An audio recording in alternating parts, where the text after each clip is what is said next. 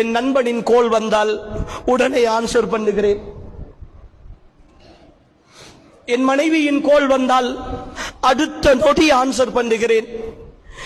என் முதலாளியினுடைய கோல் வந்தால், என் பாடசாலையின் அதிபருடைய கோல் வந்தால் நான் உடனடியாக ஆன்சர் பண்ணுகிறேன், பேசுகிறேன், பதில் அளிக்கிறேன்.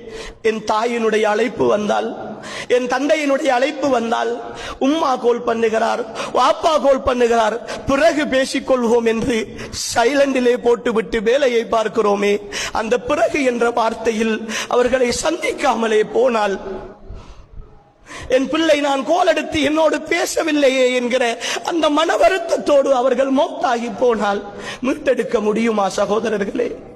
மீட்டெடுக்க முடியுமா? ஏன் சகோதரர்களே உம்மாவையும் பாப்பாவையும் இப்படி நடத்துகிறோம்? ஏன் புறக்கணிக்கிறோம்?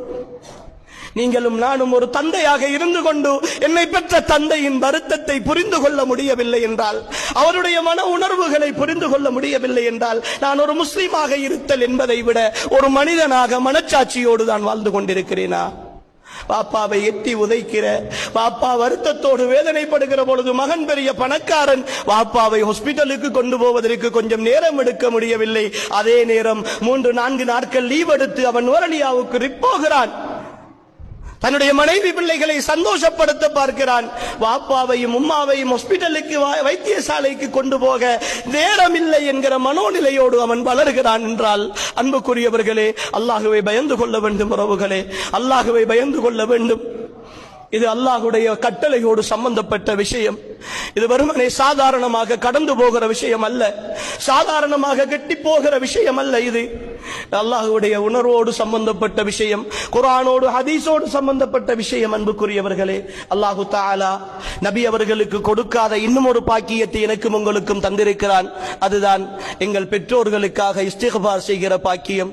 அல்லாஹ்வின் தூதர் அல்லாஹ்விடத்திலே கேட்டார்கள், யா ரசூலல்லாஹ், யா அல்லாஹ், என் தாய்க்காக வேண்டி நான் பிழை பொறுக்க தேடவா என்று கேட்ட நேரம் அல்லாஹு தஆலா அதை தடுத்து விட்டான் சகோதரர்களே.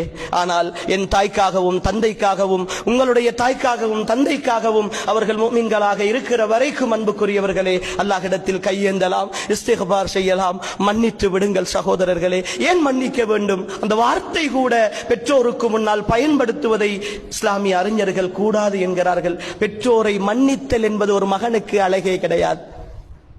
அந்த வாசலை திறக்கவே கூடாது. பெற்றோரை மன்னித்தல் என்ற அளவுக்கு ஒரு மகன் போகவே கூடாது. பெற்றோரை கடந்து போக வேண்டும். உறவுகளே, பெற்றோர்கள் தான் எங்களை மன்னிக்க வேண்டும். பெற்றோர்கள் தான் எங்களை மன்னிக்க வேண்டும்.